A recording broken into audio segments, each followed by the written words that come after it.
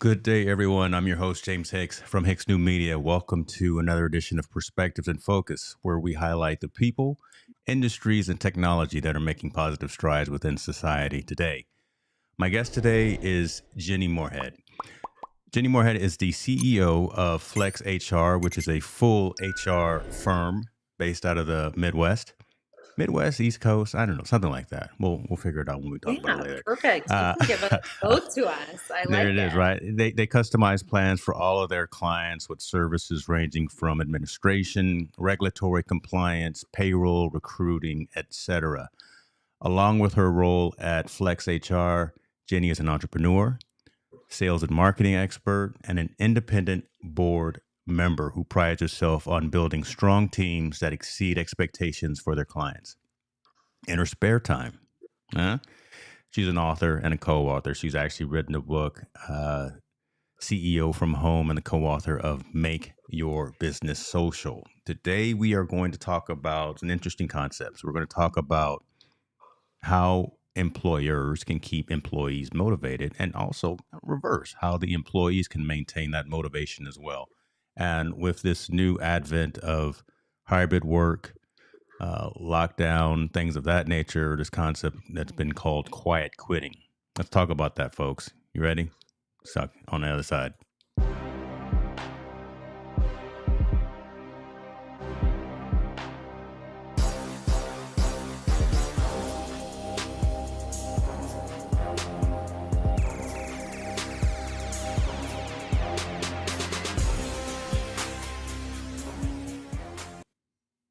Ladies and gentlemen, Jennifer Morehead, Jenny Morehead. I'll get it right. Hi. Jenny, how you doing today? Good. It's great to be on the show. Thank you, James, for having me. Listen, no, thank you. And the pleasure is all mine. And my community is going to have an amazing session as well. Just hearing some context in terms of the things that you want to offer. I gave a little 35,000 foot pitch overview of who you are and kind of what it is that you do. And hope you weren't offended when I said in your spare time. You just there's so much, right? You've got 24 hours a day, and you're using 23 of them, which is pretty good. Oh, Uh, but I always like for have the individual tell kind of their origin story. So if you don't mind telling my community and the audience who's watching and listening, either now or on the replay, who Jenny Morehead is and why you are a subject matter expert, why you are kind of a trusted advisor from the perspective of the conversation that we're going to have. sure, thank you. My background is in sales and marketing. I worked in radio sales, in media sales, and in AM radio sales, right? And this was in the early 2000s. This wasn't in 1940 or 1950 when radio sales were, AM radio sales were big. It was, right when there were a lot of other competitive medias. Now, it was a great radio station. It was WGN Radio, operated by the Tribune Company here in the Chicago area. And I did that for 2.5 years and was promoted to be a sales manager. And so I managed people much older than me at 26 years old. That was my first management experience. And then, over the last 20 years, have managed people throughout a lot of different places. So I did that for a period of time. And then I started my own sales and marketing company called Sales Boxer. And I sold that in the beginning of 2020 as I was trying to look for a different type of company to buy, a different type of industry to get into. And HR and payroll outsourcing was really interesting to me because I had the sales background. I felt like as an entrepreneur, I had a lot of HR on the ground HR experience that I had used as an entrepreneur. Mm. Hiring people, motivating people, doing the compliance issues, the regular compliance things. And so I found a wonderful company called Flex HR based in Atlanta, even though I'm in Chicago. And its original founder is still with us. He's wonderful. I consider him a partner. And he's our chief HR officer and founder, Jim Sachansky. And so now we're co-located in Chicago and Atlanta and growing like a weed. We have a lot of growth behind us over the last couple of years, and as we look forward to the next few years as well at Flex HR. So that's my background. I really consider myself, a sales and management expert primarily, and then secondarily as an HR expert. Okay, okay, and I appreciate you that context because again, that kind of sets up kind of some of the dialogue and the conversation that I want to have with you here. Um, Keeping employees motivated that's tough, right? That Mhm. that that just in and of itself conjures up many thoughts in terms of how and why and who owns that responsibility. So keeping employees motivated. Your thoughts on that? Because when I say that and when I add that little extra sentence in, I never think that an external person or entity can actually motivate me, right? Mhm. I think that I have to be motivated. I have to be the self starter. I have to be the one who wants to do X, Y, or Z, as opposed to you offering me more money, you offering me more PTO, personal time off, whatever the Mhm. case may be. As an external entity, Mhm. I personally put the onus on the individual themselves. But talk to me what your thoughts, again, coming from the HR profession and manager. You see where I'm about to take this conversation, right? We're Mhm. gonna have some interesting conversations. But how do you tackle that, right? In terms of how an organization can motivate their employees, primarily in Right. today's environment, right? Right.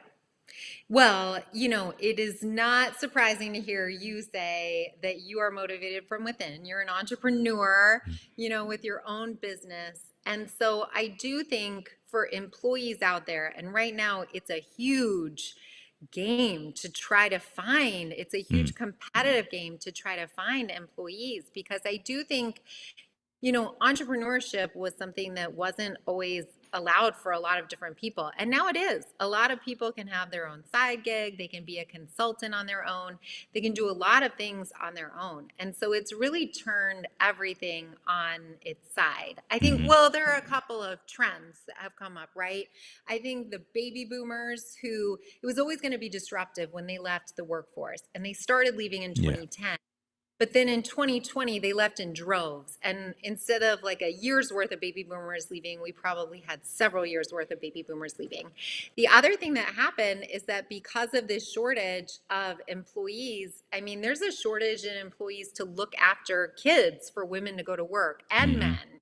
Whoever the parent is who needs to be at home caring for the kid, that hourly rate went up from 15 or $20 an hour. Now, it's being seen at $30 an hour.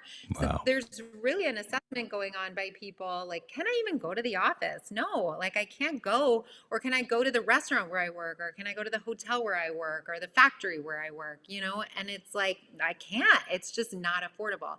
So I think there are all of these general trends going on there's a huge shortfall in the marketplace in general. So it's a war on talent. It's a competitive Mm, game that employers have to play to make sure they are attracting the right employees and then keeping them motivated. And someone like you who's an entrepreneur, you're going to be doing your own thing, but someone who wants to be an employee, I think it is um, really important for the manager, that person's manager, to understand their hot buttons, whether it is pay, whether it is growth, whether it is just leave me alone while yeah. I do Yeah. my work. I don't really want to be a part of meetings or in-person things. Um, so I think that's really critical. That's always been critical for managers to do, but it's increasingly critical because with this shortfall of employees, it's become very expensive to go through the recruitment process to find them when they do leave. And it's never good for a company to have that type of turnover. Yeah. So it's turned it all on its side for employers. I also think as a society, over the last 40 years, we've had this mentality of, and maybe I'll put it in the scope of a US society, we've had Mm, this mentality of, the customer is always right, the client is always right. And that was oftentimes at the sacrifice of the employee. It meant that we as a society could treat the working person poorly in certain cases. And that's completely gone away. Now it's like the employee is always right. It's fairly easy to get a client right now. It's hard to get an employee. And so if push comes to shove and there's an issue between a client and employee, the client is now the one to go, not the employee. Hold on. Okay, so that's an interesting statement right there. But I want to go back to there was a concept that you mentioned: war on talent. Hmm. So everything you said was pretty cool too. But I want to get a clarification what you mean when you say war on talent, because I don't want to assume. I hate assumptions, but that's just an interesting statement that we made there, and I've never heard that mentioned before. Give me some context in terms of what you mean when you said that. Sure. It means that, employees who have, always struggled, I think, to find a job or are worried about losing a job, that's gone away. And now employees have three or four potential employers coming Mm, after on okay. LinkedIn Yeah. or in other venues and saying, hey, we'll give you a job right now and it'll be a 20% increase of salary and we'll offer this much in PTO. Mm. And so it's been a huge shift in, what we know of as HR, because it was always based on here's a performance review that, we're going to give from the top down as an employer, saying at the end of the year, here are the things you did wrong for the Right. last, Right. and and we're probably not going to give you a raise and this and that, and it's just like that doesn't work anymore. It doesn't fly. If you're caught in the past, it just your employees will leave and you'll face pretty high turnover. You get it. Okay. So okay. So now I'm not even gonna look at the questions that I had asked. Now we're just coming off this straight up the dome right now. So how do you, again, as a professional within human resources, human relations, deal with those new mentalities? And I keep calling them new mentalities, and I keep calling it that this new era, because again, after the world stopped for 3 years, right, and Hmm. after everyone worked from home in their sweatpants on Zoom, on Teams, whatever the case may be. It almost seems like that paradigm has shifted, and really the who's in control really almost turned into the employees, because we were actually making the decisions and calling the shots. I can be productive either at an office, I can be productive at my local coffee shop. All I need is an internet connection and a phone line, and I can do what it is that I do. So, how do Hmm. you now counsel an employee of a new employee coming in? Two things: a new employee coming into the workforce, and a seasoned employee. And I don't want to say an old person, but I'll say a seasoned person in the workforce now dealing with this hybrid workforce. And how does the employee keep that employee, how does the employer keep that employee motivated, right? Hmm. Knowing all of Hmm. these external circumstances and kind of this changing shift and paradigm of who I think really um, owns this conversation and owns this discussion. Because like you were saying, the performance review at the end of the year, yeah, we can't have that same type of a conversation like we had pre COVID era, right? It's a whole different conversation now. Your thoughts on that again? How do you do what it is that you do talking to employers?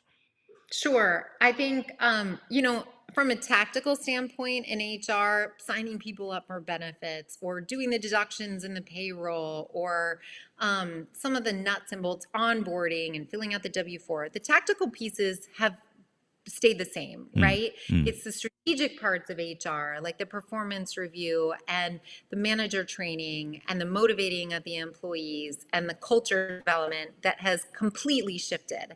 And I run into so many of our HR consultants and HR consultants out there who say, this is how we did it 15 years ago, and I have 30 years of HR experience.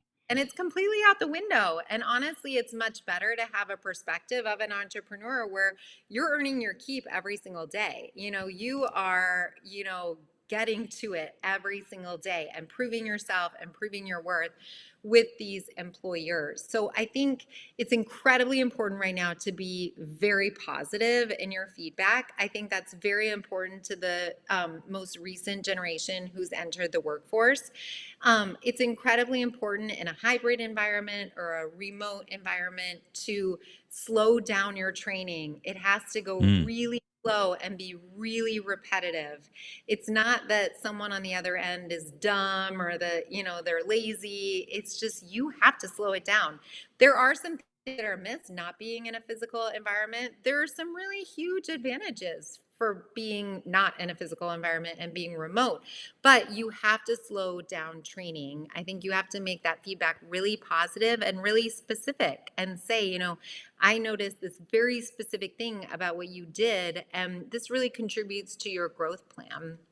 At our company at Flex HR for our employees, and what I would recommend for other clients is that the manager and their direct report meet at least once a week or bi-weekly in a one-on-one meeting. And Mm. that's both for both of their goods, right? It's for both of their advantage. It's for them to check in, the manager to check in to make sure how's your work-life balance, what's been going on, or give them constructive feedback. I've noticed that this has happened. Nothing should be a surprise at the end of the year. And the performance reviews then that we do that are once a year, we relate back to our 5 core values at our company. And we let the employee do a self-evaluation, and then Okay. the manager can weigh in on that. And then it's an opportunity to talk about their overreaching goals for the next year. I think that's been a huge trend that's come up. We want to relate their personal lives with their professional lives, and how does it all kind of come together, and how does what you're doing pull into your overall life goals and what you want in your life for the years to come. Because you want to make sure that you're talking about how we want this company to be a part of your life, but it doesn't have to be the only part of your life. Whereas I think if we're sitting in That's a good point. 1985, this was like This was the it, right? Yeah. thing you should be doing. Greed is good, right? And and I do think, the office environment is not that old. We haven't been doing the traditional Mad Men office environment really for that long as a society. So it's so odd that so many people are coming and saying, people need to be in the office. And I think it's so antiquated. There are so many tools out there like Teams and Zoom and productivity tools and communication tools like Slack and organization tools like Asana that you can do to make sure that your people are doing what they need to do. And if you set up those metrics correctly, you can see whether people are doing what they need to do. And for a lot of people, and not all, some people need the physical office environment, but a lot of people, this isn't necessarily an adult daycare, right, that we run. And I we love can that. all do our work and do it productively and do it, where we find joy in it, but do it in our homes where we can, enjoy a work-life balance that we might not be able to enjoy if we were driving across town. Now, I think that's different. I live in a large urban area in Mm. Chicago. We're also based in Atlanta. Those cities have huge traffic issues, and people will drive great distances, which is crazy to me, to sit at a desk. Now, I think for regional cities, I grew up in Lincoln, Nebraska. It's 250,000 people. You Mm. can get to work in 10 minutes. And it has always, I think, in those regional cities, there's always been a nice work-life balance baked in where you truly work from 9 to 5. I think in some urban environments, those hours really got stretched and extended. So I think it depends on the industry. It depends on the type of city that you're in, Mm. where you're these shifts to, the employee really demanding what they want to, and the employee gets to demand that the numbers are on their side. Are you seeing and having this conversation? Is it easier to articulate this type of a conversation about this different work environment, this different work mode, based on um, age demographic?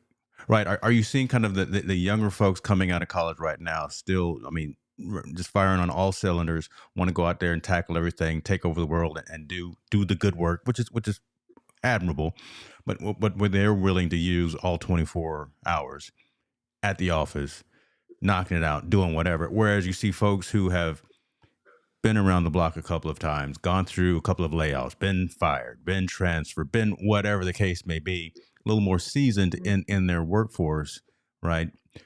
Director level, senior level, whatever the case may be, understand the value of the work life balance, understand the value of the total compensation piece, right? You take something home, but then from a compensation perspective, you've got other things. You got that PTO, you've got a company car, you've got uh, free dry cleaning, whatever, all of those other things that matter. We talked about Northern California and San Francisco, that area. Listen, a lot of the companies within my industry, yeah, you get what you get to take home, but free Uber and free Lyft credits, listen, that's worth its weight in gold right there, right? And so those kinds of things start mattering. And I just wonder if when you have conversations with the individual employee, is it easier for them to have that aha moment of, yeah, this matters from a work life balance perspective with the newer folks coming into the workforce or folks who have already been in the workforce for a number of years?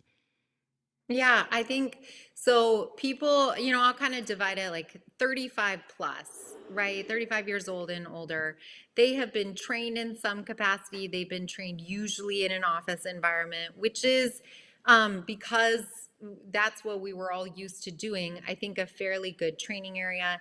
They might have very entrenched social environments where they don't need the office. And so I think they might be more inclined to want that remote work and be really excited about some of the remote work perks that might come up. But I've seen it that, the newest generation to come out of school, up to 35, they might need that social structure of an office environment. You do get trained, I think, easier and quicker in an office environment.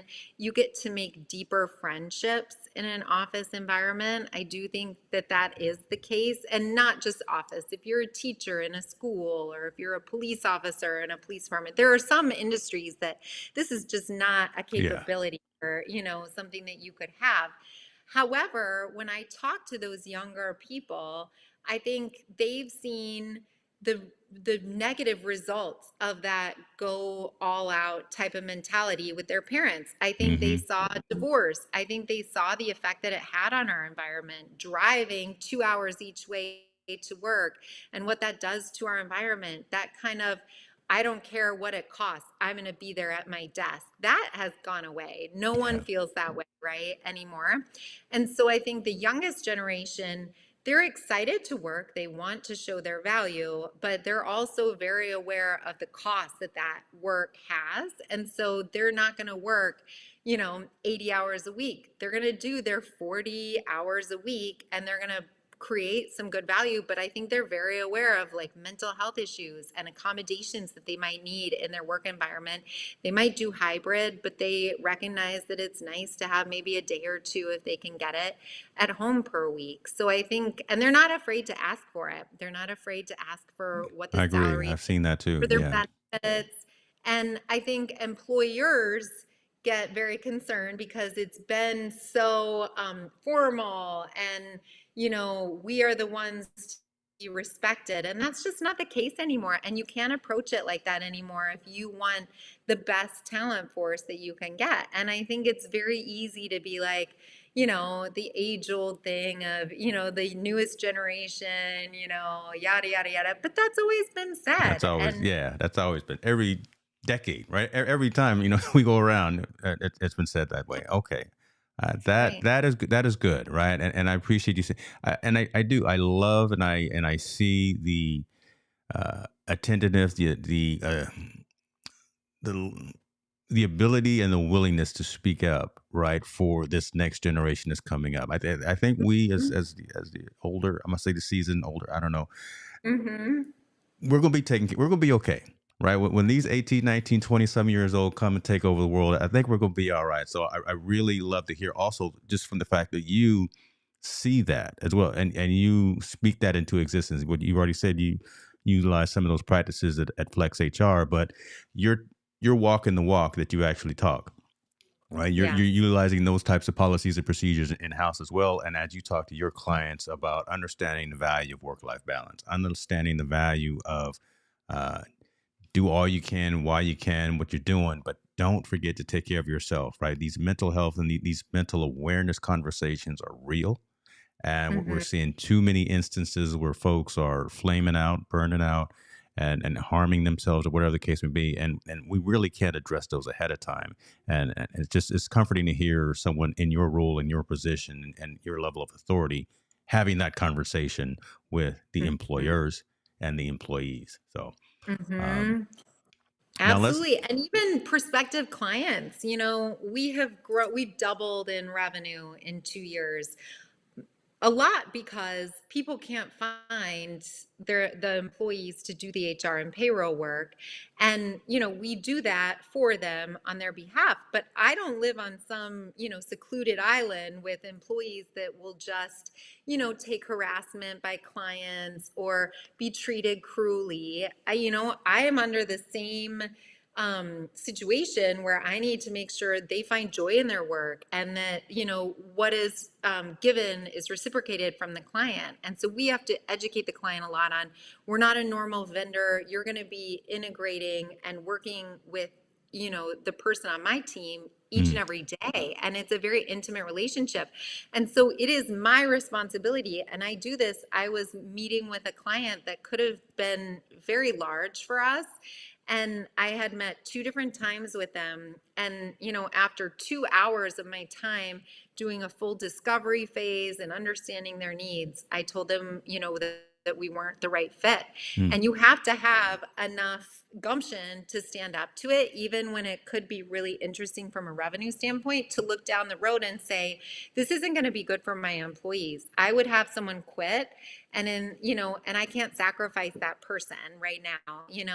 I can see this happening. I can see the antagonism coming from this person and this kind of entitlement, like whatever we need, you should just bow down and do for us. And that just, it doesn't fly anymore. It yeah. simply doesn't. And, heading into 2023, if you're looking for, certain types of relationships, you can't be like the client that you always thought that you could be, where, whatever I want is what is given to me. It just simply isn't. It doesn't happen anymore. That see, and that's so telling, right? And appreciate you telling that insider story as well, because again, that paradigm is shifting, right? And for my community, so I kind of I'll preface this as well. My community, and I appreciate everyone coming in with comments and things of that nature. They're primarily biz tech entrepreneurs, folks that are also looking at financial tech types of scenarios. So the fact that you mentioned that every opportunity may not be a good opportunity to embark on for your company, yeah, it could be a nice influx of revenue, could be a nice influx of activity, but at the end of the day, if it doesn't match with your goals, your mission, your direction, your strategy, if that doesn't match and if that doesn't mix, and if you're going to have more negativity as opposed to positivity from your internal team for taking on this extra work or this extra activity, this may not be a good situation to embark on, even though you could have used that invoice. Right. You could have done something pretty nice with that book of business. You could have had that new logo on your website, but at the end of the day, there was something about it that just didn't match with, again, your mission, your business moralities compass, and you decided to step away from that. That right there is hard to do, especially for smaller entrepreneurs, especially for uh, employers looking to maintain their operations and things of that nature. So we'll get into the quiet quitting thing in a second, but I really want to dive into that. Talk about how you made that decision, though, right? Again, the strength to actually make that decision. Yeah, you could have just gone and in front of your company, had a conference meeting, and said, "We're going to do this. Buckle in, put your seatbelts on. We're going to do this anyway." But again, talk about where that leadership, that mentality came from to say, this looks good on paper, but in all actuality and in practice, this isn't good for Flex HR. Right. Well, I think you have to have this feeling when you're running a business that, first of all, the best place for your worst clients is with your competition. That is, if you have, your worst client and they end up leaving you, that's fine because they probably slowed you down and they were unprofitable. And so you have to be comfortable with that in your sales effort too, in bringing on clients, because employees are at such a premium. And so you're convincing them to work with you. You're also convincing them to work with the clients that you have as part of the portfolio. Now, this is our particular type of business. Now, very specifically and in a granular level, when I'm meeting with a client, it's all about expectation alignment, right? So here are your expectations, and here's what we're going to do for you, and maybe even more, right? Now, if that expectation level is way out of whack, we're never going to end up meeting or even exceeding your expectations. And that's just going to be a painful experience, from the very beginning. And we really like to have people sign on for 12 months and work with us for at least a year because it takes that long to really learn their systems, to operate as their HR and their payroll group. And so, especially when I hear clients coming to me and, they kind of think, well, an HR manager and a payroll manager does all of this. And I hear these owners saying, well, and we're going to actually step back and just have you take over. That is such a red flag to me. And it's so crazy how people put that on HR and payroll because it's like, no, no, no, that's a whole different pricing conversation. And I want equity in your business and I want to be paid like an owner. Right now, you're paying us to be your HR and payroll outsource manager, right? We need Like to that have some doesn't, more conversations, right? Yeah, and just, we need right. That's a whole to. different conversation. And so, I evaluate that and I also evaluate the level of liability that we would be coming in Mm, on. If it's been managed for the last 20 years, that's hard. That's hard to come in on. And so there are some different factors that I look at. But I think for, a wide ranging group of industries and for your audience to know, I mean, the best place for your worst clients is with your competition. And it's hard. It's hard to say no, but you just have to put yourself in that place down the line in 6 months or 8 months when you've lost a really good employee because they've been mistreated by this one client. And was it worth it? It never is. man, that right there is worth its weight in gold, right there. I hope folks capture that right there. I wrote that down as you were saying that, so that's good stuff. Your worst client is their best places with your competitors. Um, all right, so Yeah. now let's get into this concept that I wanted to talk to you about while I still have you for a little bit. We've talked about keeping employees motivated. We've talked about employer actions for working to keep employees motivated. Talked about the employee themselves. From my perspective, again, has to have that motivation amongst themselves. But if they don't, there is this concept called quiet quitting, which is starting to bubble near the surface and be the new hashtag. Mhm. I hate it because I hate what it is because again I hate folks that mail it in. Right. If Mhm. you're going to make a commitment to an organization, if you're going to make a commitment to a team or whatever the case may be, show up and do your Mhm. job. Right. That kind of thing. The old Bill Belichick, do your job. But Mhm. talk to me about what you are seeing and your thoughts as it relates to this concept of quiet quitting and how you being an HR professional and within this industry, how you can get around that or help squelch that Mhm. and turn folks from being complacent, primarily again working remotely possibly and not being physically in front of an office, not sitting next to their manager, and not using the time of their workday as effectively as possibly and instead focusing or locking in something else. So this concept of quiet quitting, are you seeing this more in your discussions with employers and employees? Yeah, we're definitely seeing it. And I think it is not just the no call, no show that we had in the Hmm. past, but quiet quitting is also being considered to explain someone who's not trying their hardest, who's giving just the basic level. And also, and I think this is the hardest part to uncover, but might have, two different full time jobs that they're working from home. I Wow. think that's the trickiest part to Wow. uncover. actually. And so I think from an employer perspective or from an owner perspective, whether you're just, if you're the hiring manager or you're the owner, you always have to have a good bench, right? You're always Yeah. recruiting, you're always selling. So you always have to have a nice bench because that helps you feel more confident about, giving the performance improvement plan to the person to really identify, we're not seeing this level of performance. This is what's identified in your job description. This is what's identified in our handbook that you signed off on. This is what's in the offer letter for what we expected of you.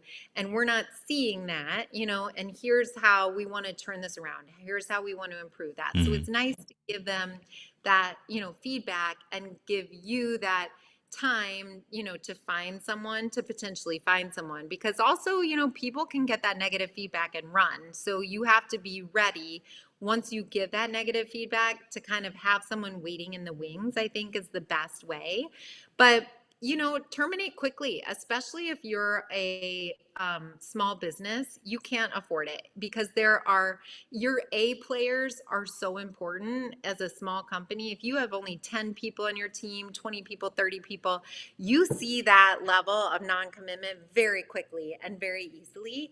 And so you have to not be afraid of terminating, and you terminate quickly so that that gets out of there because it infects everyone, and not only, if they are not just a, complacent worker, but also a toxic worker, you Yes. don't want that. It's not good. It's not good for you. It's not worth it. And I think a lot of employers get so nervous about it. And it's about having the backup. It's showing, these are the things that in writing that we've done and the performance improvement plan. But then it's just talking in a very non-personal way. And this is the advice that we give to That's it employers. right there. It's saying, this is your last day at this company. We're going to talk to you about the next steps, and you just leave it at that. And, return your computer. We wish you the best. It's not the right fit, but this is your last day here. And it doesn't get into a lot of personal issues, and it just breathes in new life because you can bring in someone different who doesn't have that mentality. I think there are certain things that you can do for employees to motivate. You can kind of move around their role or have them kind of cross train. You can make sure they're seeing how they could grow in the organization if they want that, or if they want to just kind of stay where they are and make their money and go home at night.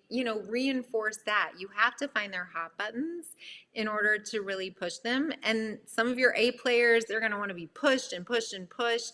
But some of your other players, they just might be fine doing what they want to do. And if it works for your organization, that's great. But That's if a good point. it's There the you go. level of complacency, that you can't handle, especially if you're a smaller company, you have to terminate quickly. That's huge, right? And when you went through the sentence there, say this is your last day and take your laptop, I almost started sweating like, oh, did Jenny just fire me? Because you did it so smooth. I'm like, oh, I guess we're done. But no, I'll pack my bags and shut down here. But the fact that you said, right, do it fast, do it quickly, terminate quickly, that way it actually doesn't become personal. Because if you wait too long, if you're trying to get too uh, friendly, if you're trying to be too accommodating to the the laggards, right, to the ones who aren't actually helping the bottom line, who aren't being positive, who are fostering a toxic environment, that's when you as the employer also become kind of involved and intertwined in that, and it gets harder. From my perspective, I've only had to fire two people in my time, but it gets harder to go through with that action, right? If you do Mhm. it quickly, if you focus on the main, stay focused on the main task, and focus on the organization, keep the A plus players locked in, doing what they do, doing it the right way, and the ones that just want to do what they have to do and fly below the radar, but still be positive citizens to the organization. Keep them happy, keep them right. But the ones that are falling off the wayside, I like what you said. Yet terminate quickly, move on. Don't take it personal because the conversation really is as quick as it was just now. It's a 3 minute conversation. The person will lay their head down and mope, but then they're out the door, and then you move on, Yeah. right? And then it's if we didn't. as the individual, the employer internalize it so much, make it personal, it would actually be a more constructive conversation and could actually be a learning experience for the person who's being moved out or moved around or whatever the case may be. That's my soapbox right there. I'll stop now.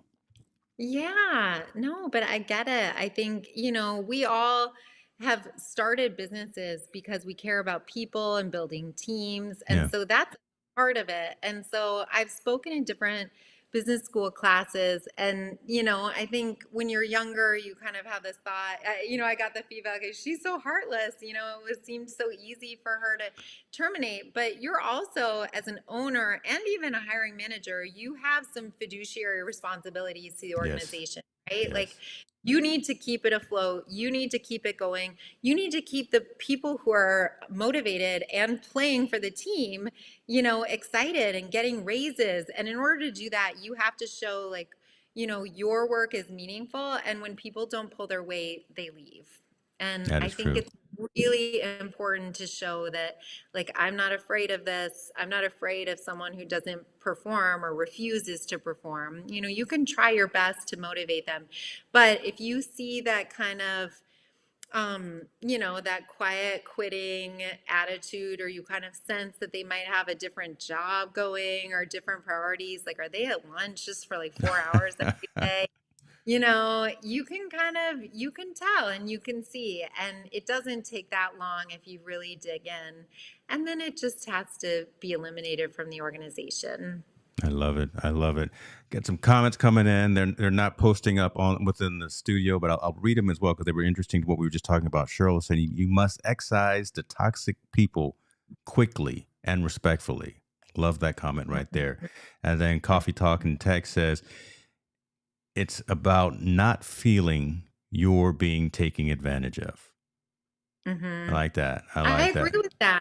Yeah. Yeah, and you shouldn't. If you have really good intentions for your organization and for your people, there is no one who should take advantage of that. Who's There on you your go. team, who you're signing a paycheck for, that's ridiculous. And so if you feel like that's the case, it just doesn't have a place. And you have to And be fair in that assessment, but it just doesn't have a place. doesn't have a place. And here's a good instance from employer and employee perspective. Dr. Elo is saying, but you can learn from each opportunity and make it a positive learning experience. So again, the person that's being moved around, shuffled out, whatever the case may be, they can learn from the experience, and then the employer themselves can also learn from how this went down and how maybe to alleviate and to avoid that type of situation moving forward. So great comments coming in from the community. And I know the folks that were responding there, they are also in the same situation, right? Entrepreneurs, business owners who are growing their teams and may need to have this type of a conversation with someone, right? As they Mhm. grow, as they have folks coming in to help them with their overall objectives, you want to bring in the right folks. You want those folks to do well because the company does well, everyone does well. You get a couple of nickels in your bank account, you can buy those Christmas gifts. But if you're not contributing, how do we have that conversation quickly to either get you back on track and or find another opportunity for you so we can all be successful down the road? So, thank you guys for chiming in with that. Uh, yeah, quiet quitting is just it'll be in the dictionary next year, right? It'll be like the the the word or the phrase, the hashtag of the year probably next year. And if we don't squelch it, if we Yeah. allow it to fester and allow it to grow. So that's good Yeah, stuff. I think it's definitely a result of, more remote work and more Yeah. hybrid work, and, you're not in the office. Although this did and has always existed with no call, no show, that mentality. It's just, I think, taken on a new trendy name. Hmm. And it did happen in office environments too, right? People just were done with work and they weren't going to show up anymore, or they weren't, pitching in and giving their all. But it can be done, like you're ghosting someone, or, Yeah. it can be done very quietly. And I think we've learned as a society, that we can do things like without being direct. And I don't know if that's necessarily good, but I definitely think it's the trend. And, we work with clients all the time, they start at like their first 10 employees and, they haven't done a handbook, but it didn't matter, right? Because it was like everyone who was hired for, to really help grow the business. And the original founder brought them on, and it was like a family environment. And then it gets a little bit more sticky with the next 10 hires and the following 10 hires and the following 10 after that, right? And you need to scale as an organization, but you do need to build the proper framework for it. Put that org chart together. And 30 years ago, people might wait 5 or 10 years for a promotion. That doesn't happen anymore, right? So you need to make areas in your org chart where, there are these kind of mini promotions that go on, or extra responsibilities that you can keep people motivated, right? They need to be seeing some salary advancement or promotion type activities kind of now every 1 to 3 years, 1 to 5 years. By no means can it really be 5 to 10 years anymore, unless you have someone who's really set to say, I like what I'm doing, I'm very happy. But for people who want to grow in the organization, you have to find ways now as the leader to do that, and to identify the org chart, and to talk with your people about, this is what we look like Mm, now. This is hmm. what we're going to look like in 2 years. This is what we're going to look like in 5 years. And to build that handbook to show, like, this is what we value as an organization, and this is what we put together as our standards of work. Because what bites people is, after those first 10 people who are so loyal to the owner and the founder, and then even like the first 20, as you're growing and scaling and it's getting bigger and getting bigger, all of a sudden they're looking around and they're like, wait, what? Like, we had someone who totally took advantage of us. Why did this happen? And there Yeah. is a reason why this Wow. happened, because there was no framework or no kind of rules of work that we had set up, or maybe no org chart that said very specifically, this is your manager, and we need to have one-on-ones that make sure that we're on top of your work and on top of your performance. Man, listen, folks, you hear Jenny Morehead right there talking, and I was scrolling through the website, so everything you just said is bullet pointed here on your website in terms of, again, if the individual, if the owner, if the entrepreneur, if the business, if that person isn't comfortable or isn't ready, I mean, maybe even to have those types of conversations, doesn't know how, right? We don't know how to do everything. We're entrepreneurs, we're generalists, right? We know a little bit about everything, but Yes. we're not necessarily specialists. So having folks like you, having an organization like FlexR to come in, and again, the list of services as I was going through here, right? Tell folks, if they're looking for assistance, if they're looking for guidance in terms of how to have those types of conversations, how to maybe write those SOPs, those standard operating procedures, how to prepare for that awkward conversation of maybe moving someone around or someone out of the organization. How can they get in touch with Jenny Moorhead and the Flex HR team? A Oh, little well, plug for Flex. thank you. Thank you so much. So, flexhr.com, we've been around for over 21 years. We take such pride in what we do. And so, we do HR outsourcing, payroll outsourcing, HR consulting, payroll tax work. And I would say, because this is a lot of entrepreneurs in this audience, a lot of tech folks, I think it's very easy as an entrepreneur. And I get this mentality because I'm the same way. You're like 100% towards revenue and growth and scaling. And so these compliance matters, and the payroll tax things that you get from the government, you're like, does this really matter? I don't think so. And it actually does. It's very important. And so, if it's not, we'd love for you to come to Flex HR, and we can line you up with someone at a bare minimum who just works with you, on a per hour basis when you need it, to come help you. But if you don't work with us, try to find someone in your circle who could give you that type of advice early on. The employee handbook is really critical to set you up for success as an employer, because you can have employees that come and, hey, I spoke with an employment lawyer and you're supposed to do XYZ and you're not. And all of a sudden you have a lawsuit on your hand. And that's not what you need. You don't want to end up like that. So it is important to talk to someone who knows so that you can make sure to protect yourself, even in the offer letter. We really talk about like when you're giving that annual or that compensation level, we like to see employers give the compensation per pay period, not for the Mm, annual amount. Because then when someone leaves in February and they might come with an employment lawyer to say, hey, you owe me this full amount, you guaranteed it in the offer letter. So these types of things are meant to protect you as an employer, and they're easy to cast aside and say, I'm going to deal with it later. And I get that, and I get that mentality. But seek someone out, seek an expert. We'd love to be your expert, but if you have someone in your circle who's trusted, go to them just so it protects you. love it. Love it. That is golden information. Cheryl is in the comments saying, she says, when I was an HR executive, I wish I had the resources like Flex HR. So there we go. Bringing value to the audience and to the community right there.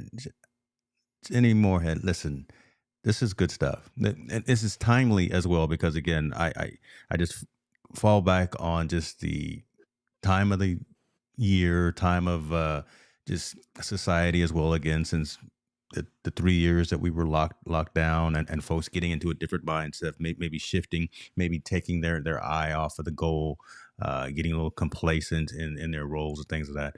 And it's a good just stopgap to have the conversation again for the employer and for the employee about bringing value to an organization. And if there needs to be a change, then there needs to be a change. But let's have that conversation. Let's have that conversation sooner than later, as you're saying. Don't let it fester, and whatever type of changes need to happen, let's do that.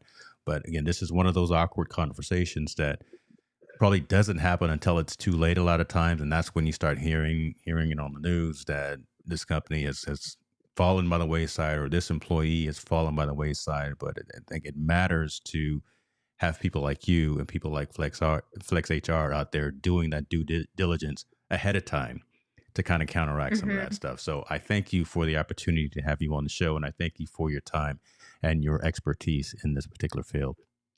Thank you. Thanks so much for having me. Then you have a great day. And folks, if you found some value in this, please share it with someone, and I will talk to everyone soon. Be well.